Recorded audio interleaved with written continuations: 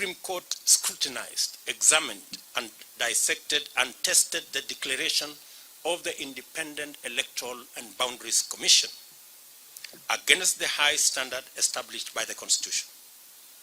The decision vindicated the Commission's effort to go all the way and deliver an election that exceeded public expectation and fully met the constitutional threshold of a secure, transparent, free, fair, and accountable election. I congratulate all patriotic Kenyans who presented themselves as presidential candidates.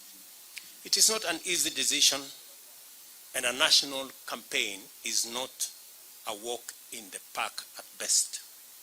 My deputy and I and the Kenya Kwanza team pledge to make Kenya a country of everybody and everyone.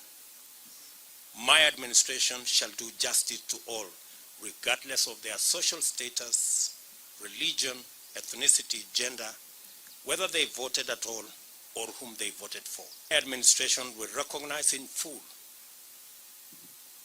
the now established tradition of honoring our leaders who have served this nation and shall not in any manner interfere with their privileges and their entitlements in retirement. They are revered elders of our nation who deserve respect at all times. When I chose to support Uhuru Kenyatta, I did not give him conditions that he must support me. I have made that very clear. So I take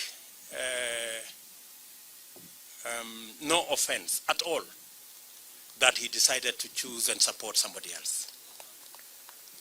And therefore, we will remain friends as we have been in the context of where we are. And, and we look forward to building on the foundation that's already there in the many issues that I worked with him